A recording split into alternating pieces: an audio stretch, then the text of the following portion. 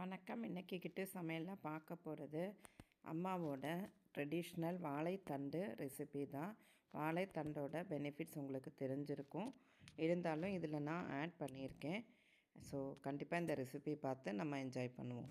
இன்றைக்கி நான் வாழைத்தடை தோரன் பண்ண போகிறேன். வாழைத்தடையை இந்த மாதிரி ரொம்ப பொடிசாக கட் பண்ணியிருக்கேன். பெரிய வெங்காயத்தையும் பொடிசாக கட் பண்ணியிருக்கு. அப்புறமா அதுக்குள்ளே அரைப்பு 2 டேபிள் ஸ்பூன் தேங்காய் திருவல், 1 டீஸ்பூன் ஜீரகம், 2-3 பல்லு பூண்டு கும்பிடும் வச்சு பிரிவிராக அரைச்சிருக்கேன். தாளிக்கிறதுக்கு கருவேப்பிலை. கடாயில் 2 டேபிள் ஸ்பூன் எண்ணெய் ஊற்றி உளுந்தம்பருப்பு, கடுகு, 1 வற்றல் மிளகாய் போட்டிருக்கேன். கடுகு பொட்டினதுக்கப்புறம் இந்த கருவேப்பிலையை போடணும்.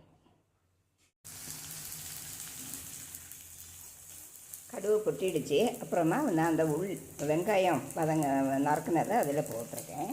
அது கொஞ்சம் வதங்கினதுக்கப்புறம் இந்த வாழை தண்டு பொடிசாக கட் பண்ணியிருக்குது அதையும் தூக்கி அதில் கொட்டி நல்லா கிளறி கொடுத்து கொஞ்சம் தண்ணி ஒரு 1/4 கிளாஸ் தண்ணியும் ஊற்றி மூடி வச்சு வேக விடணும்.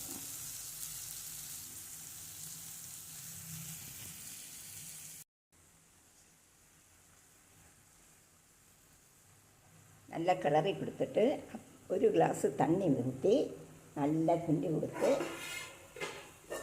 மூடி வச்சு வேக விடணும். வெந்திருக்கும். அப்புறம் இந்த அரைச்சி வச்சுருக்க அரைப்பை அதில் கொட்டணும். கொட்டி நல்லா கிளறி கொடுக்கணும்.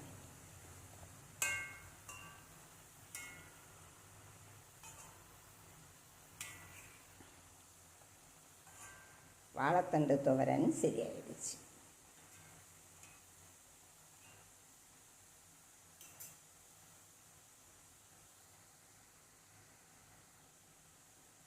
கொஞ்சம் அது வதங்கினதுக்கப்புறம் வாங்கிக்கலாம்.